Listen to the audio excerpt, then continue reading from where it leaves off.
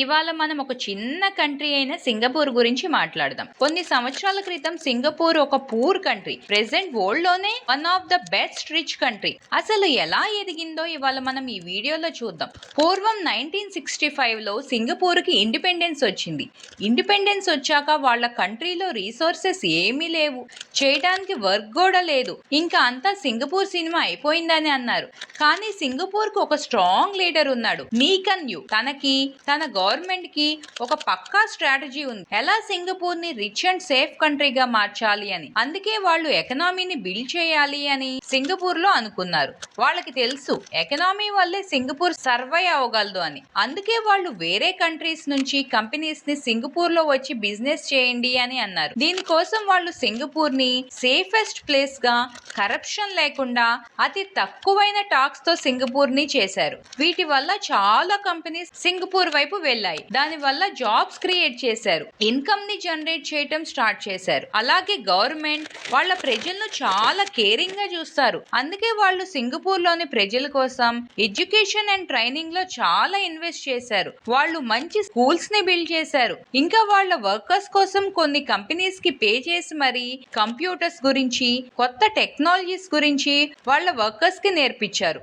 దీని వల్ల అప్పటి వరకు క్లాతింగ్ లోనే ఫేమస్ అయిన సింగపూర్ ఒక్కసారిగా టెక్నాలజీలో కూడా టాప్ గా డెవలప్ అయింది. సింగపూర్ మ్యాప్ లో ఒక మంచి ప్లేస్ లో ఉంది. దీని వల్ల వాళ్లకు వేరే కంట్రీస్ తో ట్రేడింగ్ చాలా ఈజీగా ఉండేది. గవర్నమెంట్ మంచి మంచి ఎయిర్పోర్ట్స్ ని, పోర్ట్స్ ని బిల్డ్ చేసి వేరే కంట్రీస్ తో ట్రేడింగ్ మరింత సులువుగా చేశారు. అలాగే వేరే కంట్రీస్ తో ఫ్రీ ట్రేడ్ పాలసీని క్రియేట్ చేశారు. అంటే ఎటువంటి టాక్స్ ఏమీ ఉండదు. దీని వల్ల వేరే కంట్రీస్ సింగపూర్ తో ట్రేడింగ్ మరింత ఈజీగా మారింది. ఇవాళ సింగపూర్ ఒక టూరిస్ట్ హబ్ గా కూడా మారింది. రేస్ ట్రాక్, నేషనల్ పార్క్స్ ఇలా ఒకటని కాదు, అన్నిట్లోనూ సింగపూర్ బెస్ట్ ని బిల్డ్ చేసి టూరిస్ట్ ని ఆకర్షిస్తుంది. సింగపూర్ లో సెక్యూరిటీ, లో risk of crime, peaceful life, clean ఇలా అన్ని కలిసి సింగపూర్ ని చాలా మంది వాళ్ళ ఎండింగ్ ఇయర్స్ లో ఇక్కడే సెటిల్ అవుదామని చూస్తున్నారు. ఈ సింగపూర్ న్యూయార్క్ సిటీ కన్నా చాలా చిన్నది, కానీ ప్రెసెంట్ ఏషియాలోనే richest country. Present Singapore GDP per capita